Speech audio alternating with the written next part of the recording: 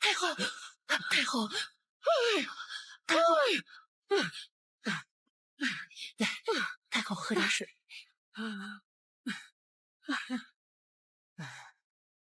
太后，让奴婢跟他们说说吧。有用吗？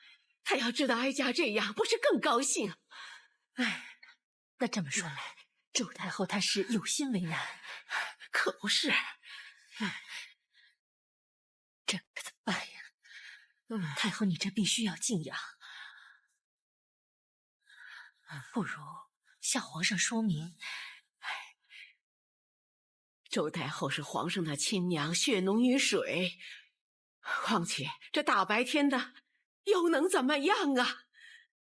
哎呀，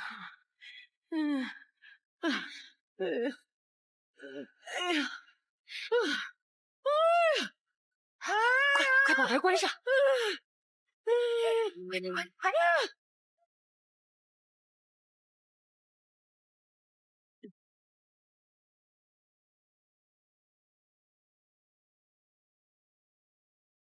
怎么样，又传太医了吧？是啊，张太医已经第3个晚上被急召进宫了。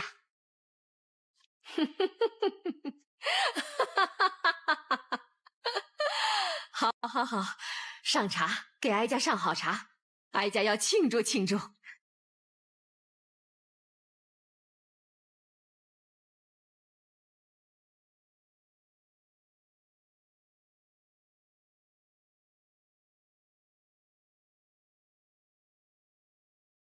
你们先进去吧。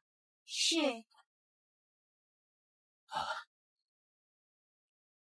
方上仪，太医找有事。我这周太后每日传乐宫进殿内奏乐，我是担心乐公爵会卷入2宫太后的纷争之中，特来告知一声。此话怎讲？前太后得病需要静养，如果吵闹动怒的话，病情会恶化，轻则风邪入脑，瘫痪在床；重则……如此说来，前太后听不得激扬乐曲，那前太后如有什么不测，我乐公局岂不成了替罪羔羊？我正是为此担心呢，所以特来告诉方上仪，也好尽早想办法解决。谢太医相告，可乐公局又岂敢违抗周太后之命？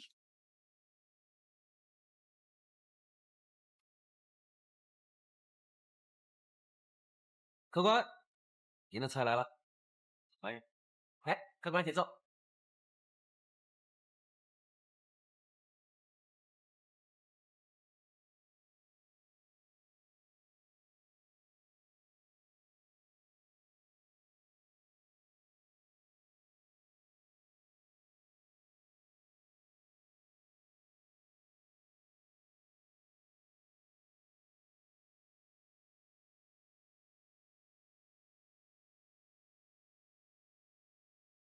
方太医，您这边请。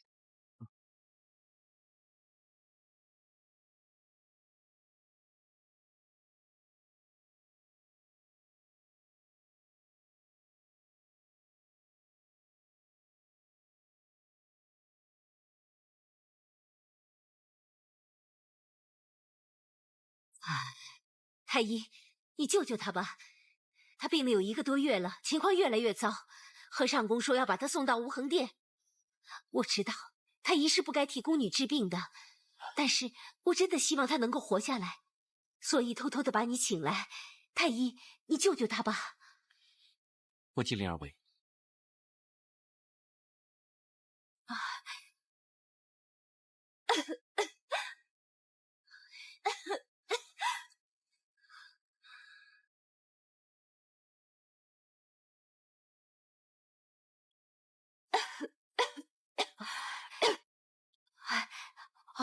我去倒点水。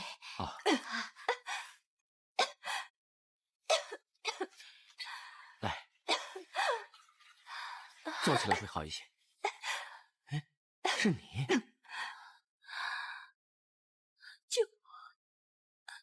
喂，你醒醒啊！你醒醒！他怎么了？不，没事，他昏过去了。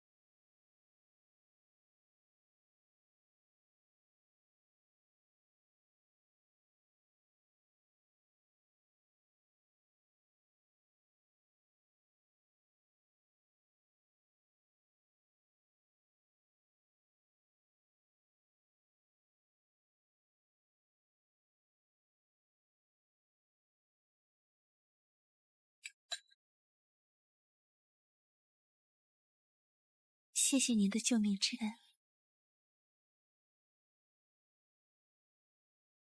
救人是行医者的本分。方员公，你不要挂怀。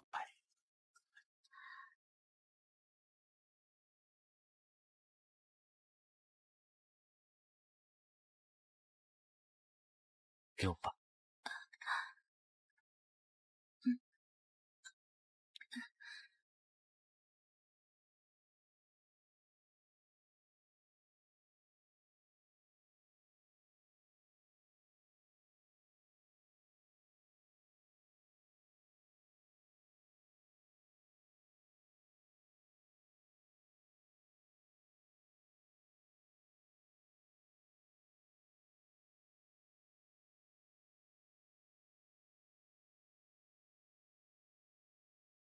来，客官。您呢？张太医，杨月公，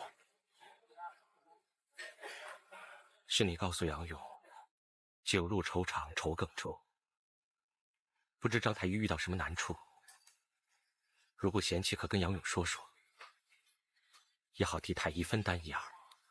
嗨，这种事分担不得。哎，杨月公，如果你想帮忙的话，那就坐下来，喝几杯酒，啊。来，恭敬不如从命，张太医，这杯我敬你，希望你的忧愁之事可早日化解。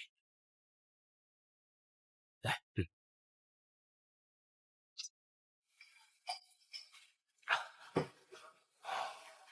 方少爷，对不起，我能为你做的，也只能是通风报信，希望你能化险为夷。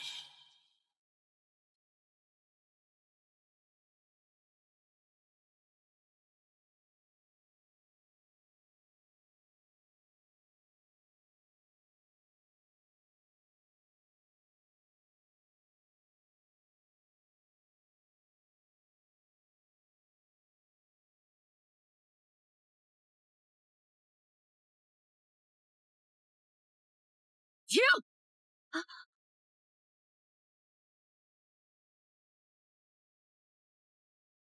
你到底谈了什么东西啊你？魏太后，外面的曲声太大，所以给哀家闭嘴！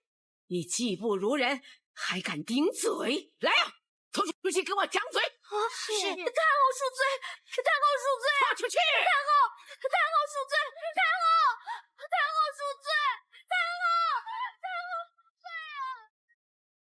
你快谈点好听的。是。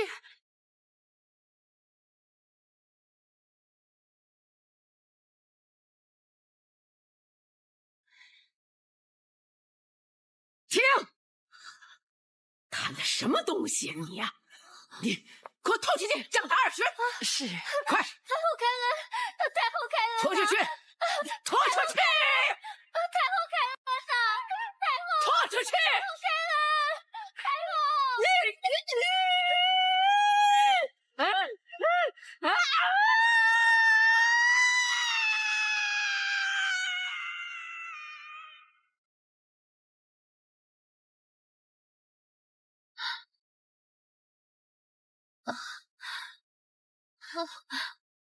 你们这是怎么了？方上仪，钱太后责罚你们了。是啊。春华、红娥，快把他们扶过去，先休息。是。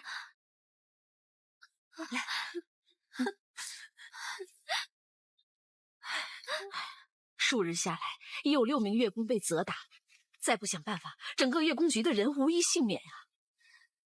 也许钱太后就是想这样，到时候周太后再想听曲，就无人可以进宫奏乐了。那怎么办？我们总不能看着乐工局在两宫太后相斗下变成牺牲品吧？我去找李尚宫商量商量。两宫太后以奏乐互相争斗一事，我略有耳闻，没想到越演越烈。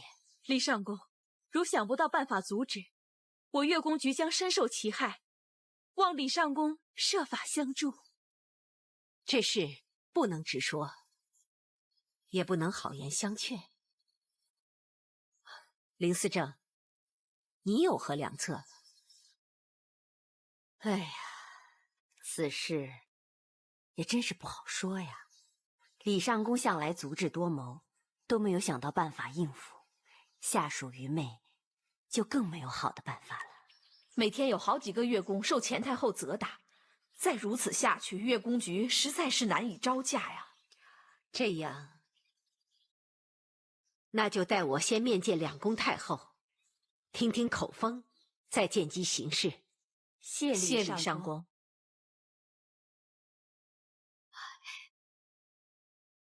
参见太后。李尚宫，你急着来见哀家，有什么事要商量吗？没什么事，只是经过这儿，特向太后请安。哦，来给哀家请安的，真是有心啦。哀家最近心情特别的舒畅，身心愉悦。自从先皇归天之后，哀家从来没这么高兴过。太后心情大好，难怪太后近日天天在听曲。是啊，李尚宫，你要是有兴致，也可以在未时到哀家这儿来，与哀家同乐呀。难得太后有如此雅兴，乐此不疲。哦，对了，听宫人说，御园有一种西域进贡的蝴蝶兰，正在开花，甚为灿烂。如太后喜欢，下官可陪太后同去赏花。哦，你要本宫去游园赏花？哀家觉得还是对听曲子比较感兴趣，特别是这种激昂的曲子，锣鼓喧天的，听起来让人振奋啊。既然太后仍是偏爱听曲，下官就不打扰太后了。那改日再请太后赏花。好的，好的。下官告退了。好，改日再赏花啊。是太后。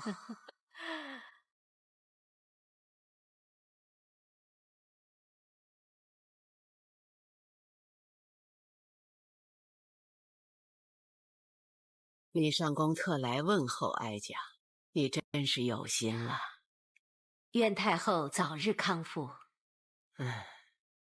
太医说了，只要安心静养，不久即好。只是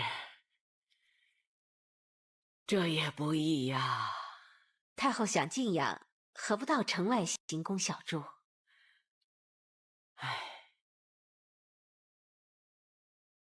哀家12岁入宫，这后宫既是哀家安身立命之地，要离开，就是哀家赴皇陵常伴先皇之事了。太后何出此言？太后身体必能康复。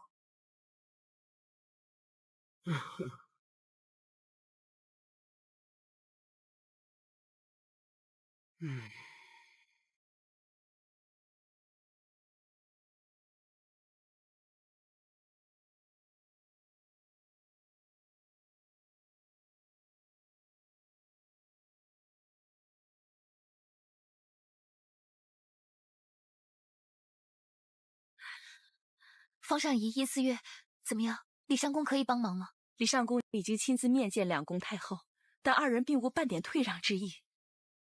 明日未时，周太后仍要听12人合奏，钱太后亦召2名乐工进宫奏乐。唉，周太后一日不停，钱太后必定每日责打我乐工，真不知道怎么办才是。周太后是有心干扰钱太后静养，看来她是不会停手的。方上仪，殷思月，春华倒有个办法，但不知道有没有用。现实情况怎么也得试一试，说来听听。咱们只能以报逆报。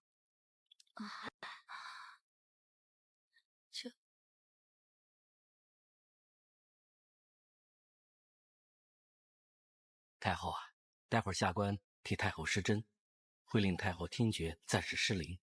暂时失灵，那就是听不到了。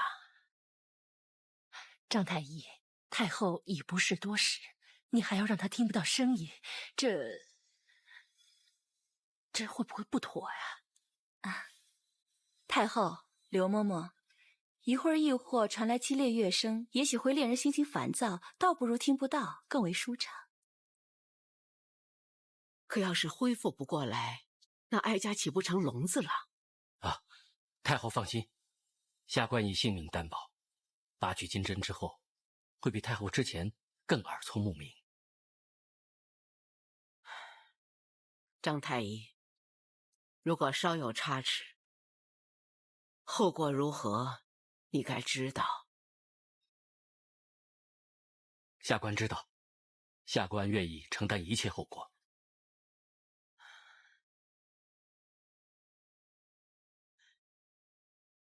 下针吧。好，是。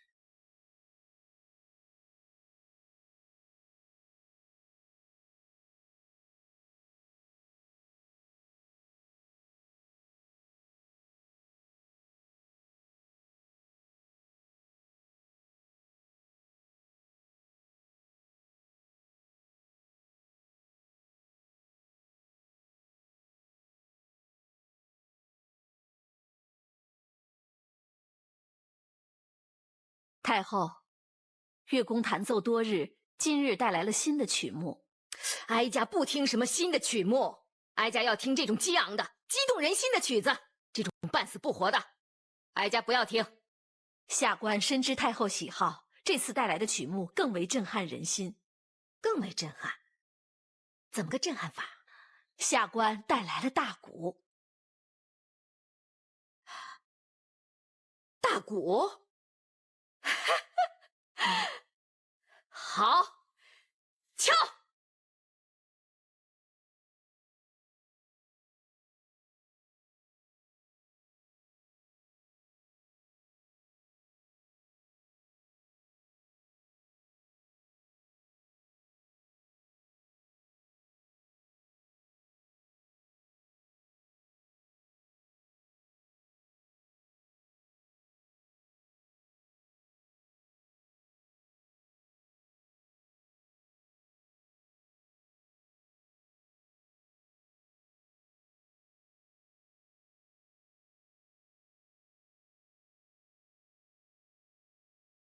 好，敲得好，好好的敲，使劲敲，不能停，敲到手发酸啊！敲得越大声，哀家的奖赏越多。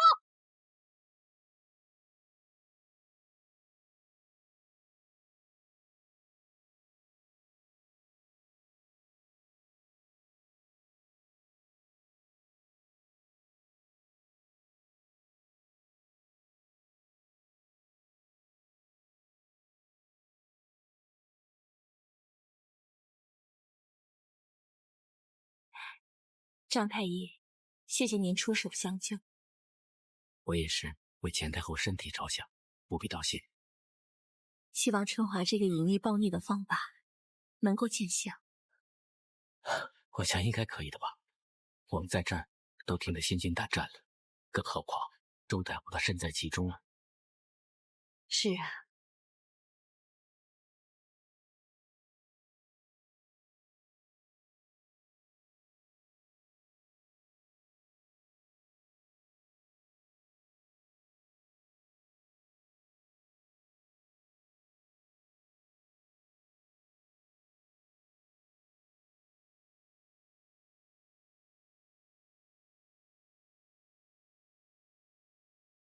太后，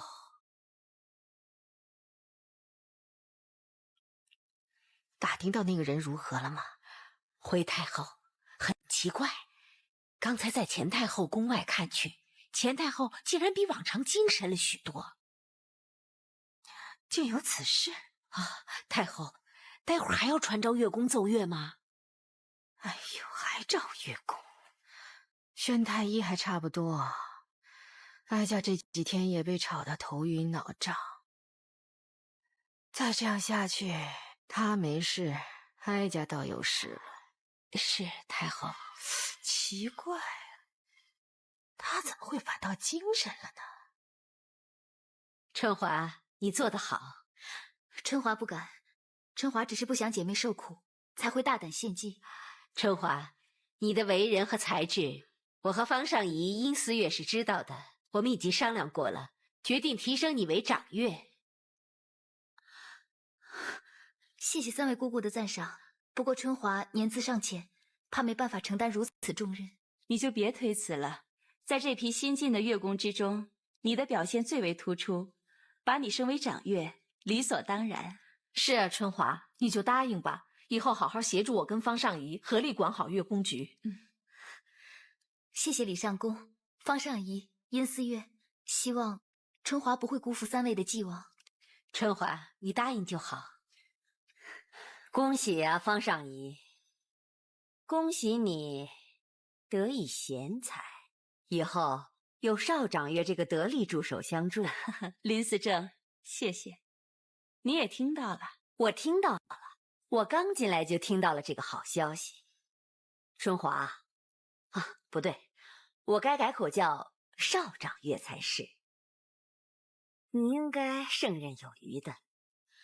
谢林思正夸奖。我这哪是夸奖啊，我这是实话实说。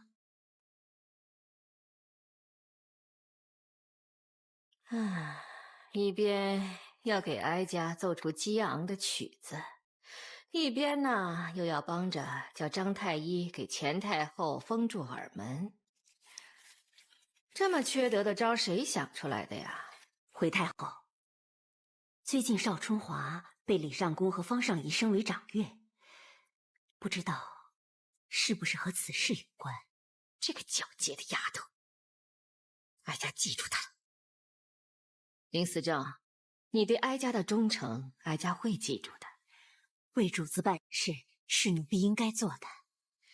现在的问题是，这宫中的主子太多了，有些人呐都不知道该伺候谁了。李上宫是这样的人，方尚仪也是这样的人。林思正啊，你呢，好好的做事情，哀家定会给你更好的机会。谢太后赏识。退下吧。是，太后。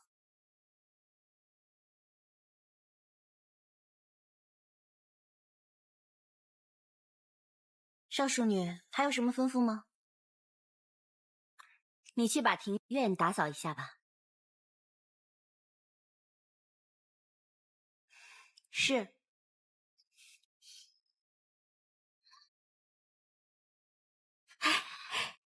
他好像比以前勤快多了。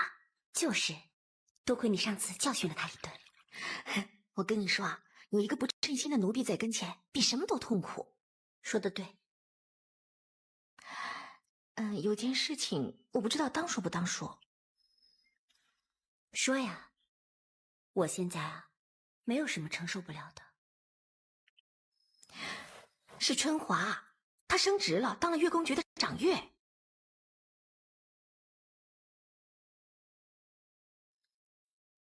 真奇怪，2个淡泊名利的人，一个当了宸妃，一个当了长乐。早说过他们是说一套做一套的人，这下你信了吧？幸好有你及时提醒我，不然我还蒙在鼓里，还以为他们2个是真心对我的呢。现在知道也不迟啊，以后啊，你可要多加小心呐！啊。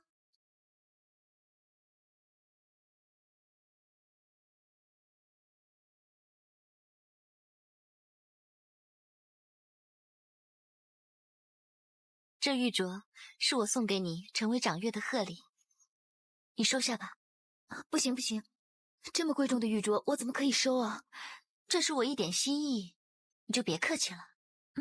哎，春华，在宫中啊，娘娘早已视你如亲人，你就别再拒绝娘娘的好意了。夏荷说的对，你呀就别跟我客气了。收下吧。那好，不过若我把这个玉镯转送给他人，你可不许动怒哦。我想你一定是要把它转送给青姿。青姿她一个人在宫中孤苦无依的，如果送她一件首饰，或许她心情会好一些。现在青姿她是最需要我们关心的，可是你还没有跟她重归于好呢。我想等过些日子，我把这个镯子送去的时候，也许就没事了。那随便你，这东西我送给你，就是你的了。至于你想要怎么处置，就由你决定。谢谢娘娘宽宏大量。你又来了，少长月，快给本宫弹奏一曲。奴婢遵命。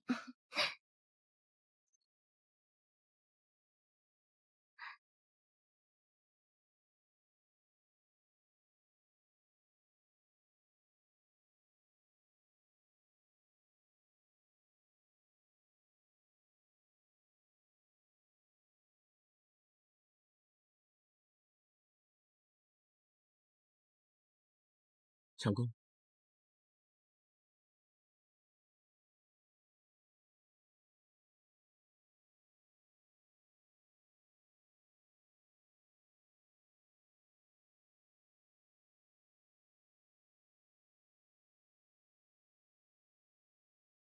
别打了，别打了！这个馒头钱我替他付了。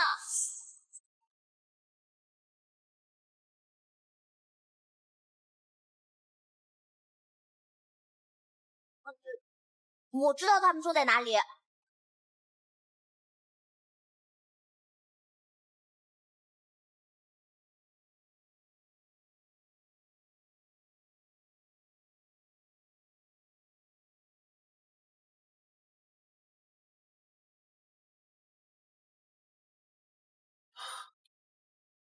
光芷，你怎么会走到如此矛盾的境地？为什么？因为你害死了人呢，因为你害死了人家的父母，现在他们的女儿出现在你的眼前，所以你就害怕，因为你做了亏心事，所以你就矛盾了，是不是？是不是？怕当年你就别做。不行，我不能这么矛盾，我更不能这么恨我自己。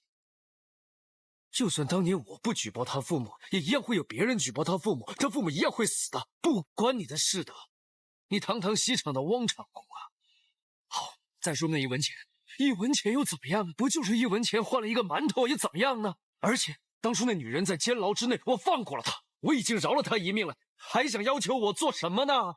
为什么要缠着我？再加上，你已经是个长公了，你已经是1人之下万人之上，你千万不可以心软，你千万不可以对这个女人有怜悯之心，不可以对她有同情之心，知不知道？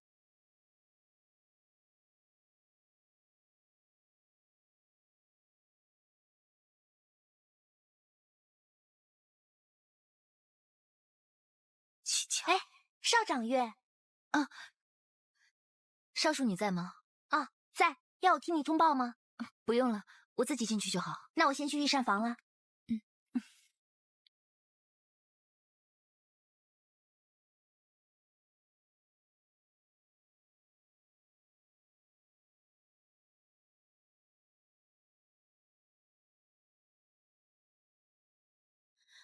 青姿，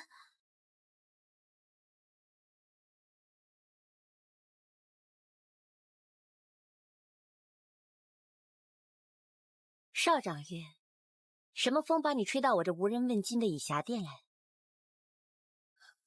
青姿，你别这样。我刚刚看到七巧从这走出去，是不是他跟你说了什么，才会让你对我有所误会？根本没有什么误会，我只是恨我自己太天真。上次你托我变卖的东西，因为小安怕被宫里人看到，所以我收了起来，把我的月俸转送给父母了。那你当时为什么不告诉我？现在我跟我爹娘断了联系，你想怎么说都可以了。你当时根本不听我的解释，可我说的都是真的。我就是不想听你解释。你走吧。青姿，我知道你还在生我气，不过我这次来还有一个目的。韩香托我把这个玉镯给你。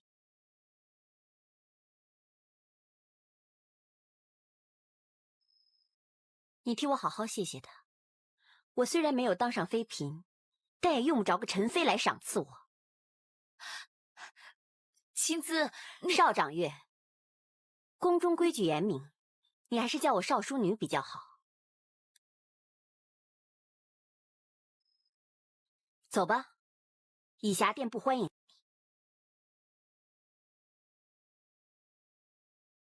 少淑女，我还是想提醒你一句，不要跟七巧走得太近，我怕终有一日你会被他所害。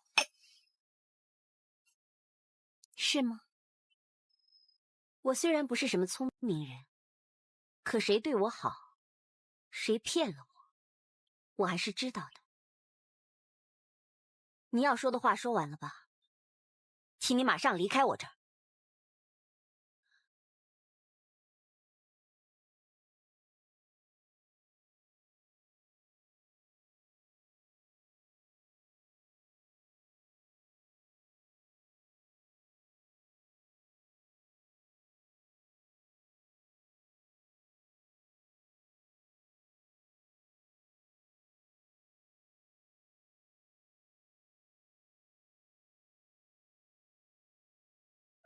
少掌月，我们先走。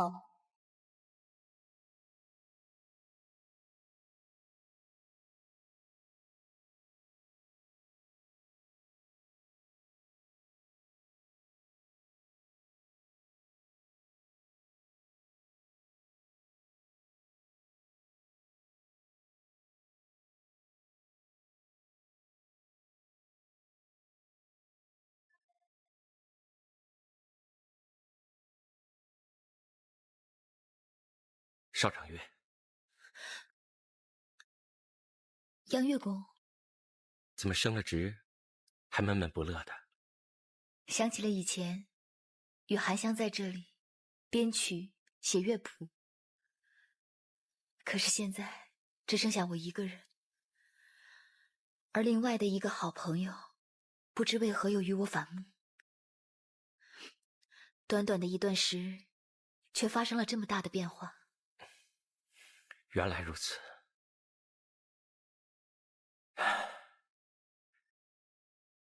人生就是这样，缘来缘去，缘起缘灭，很多事情都是找不到原因和答案的。杨月宫也好似有感而发。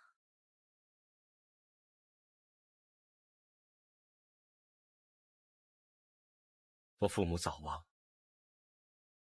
，13岁那年，我便与兄长相依为命。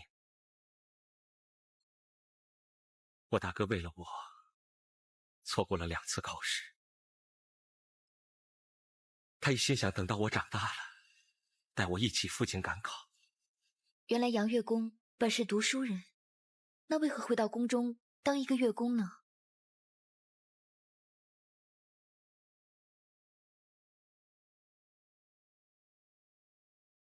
可能是上天捉弄了。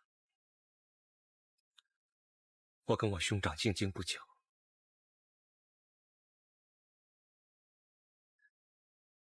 我兄长便遭横祸惨死。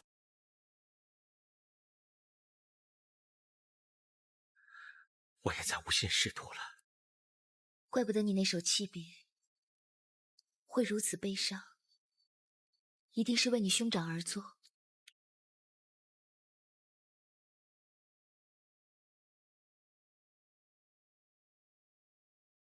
万贵妃也是听到我这首曲子，才把我召进来的。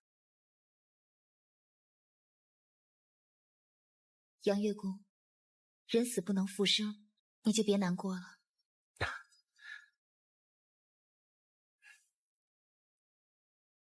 别人都说，当局者迷。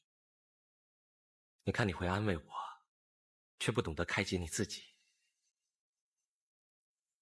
我跟我兄长的缘分，那只有那前20年。但你和百姑娘，还有那个另外的好朋友，可能会有另一种缘分。别难过了。和你比起来，我这又算得了什么？不过还是希望你可以释怀。我相信令兄泉下有知，他最想看到的是你能愉快地度过你的人生。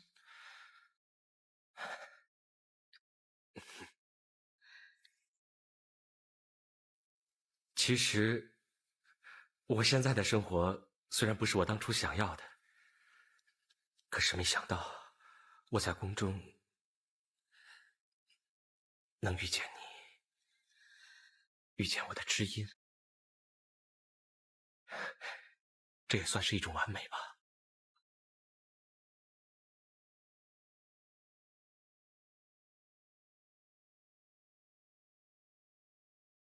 禀长公，马大人到。下官参见长公。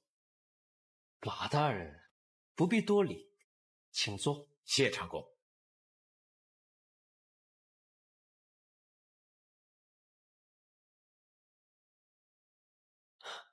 我知道马大人明天一早就要去山西赈灾，所以汪某呢，先祝你马到成功，早早回京复命。其实在下得此重任，全仰仗长公向皇上大力举荐，下官是铭记在心啊。铭记在心就不必了，最重要的是规矩。下官明白，只是长公所言1半米粮数目过大了，下官怕无法向皇上交代呀。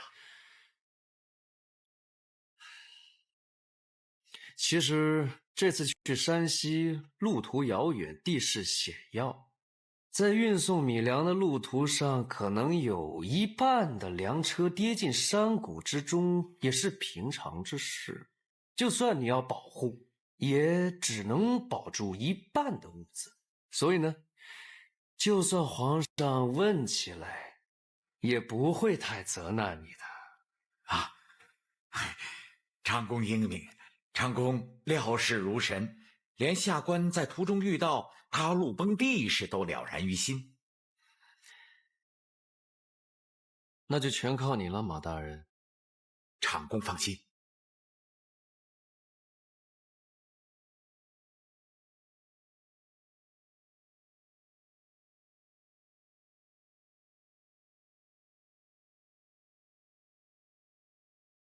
快点，快点！装好了，快走！来，快点啊！好，好了，快！马大人，2000担米粮已经全部出轨装车，请大人签收做实。祝马大人很紧了啊！一路平安，早日赶到山西赈济灾民啊！好。哎，都装好了没有啊？装好了，好了，装好了，咱们就出发。是，撤，走啊！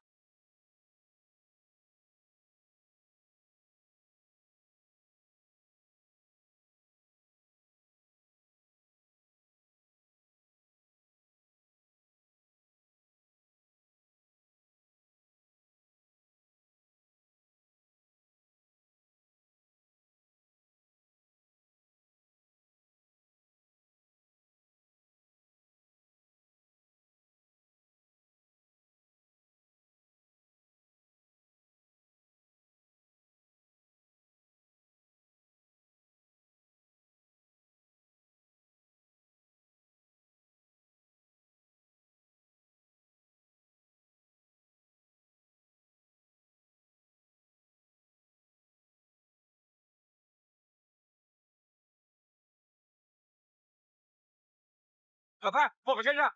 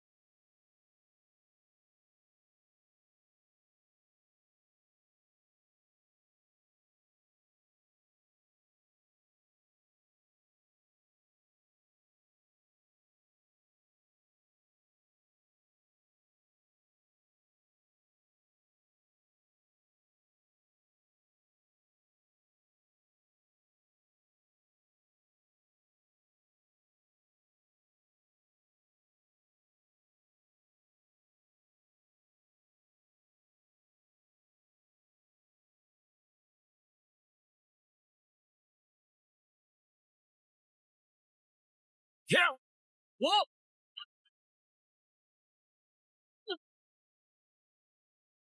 快下车！是，快点！快！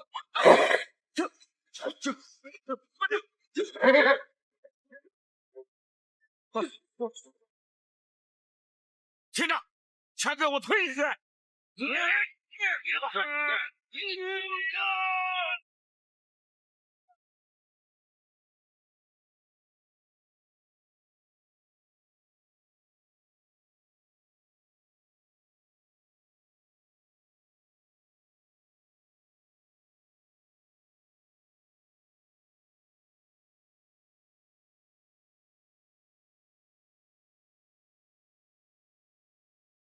走，我们走。是。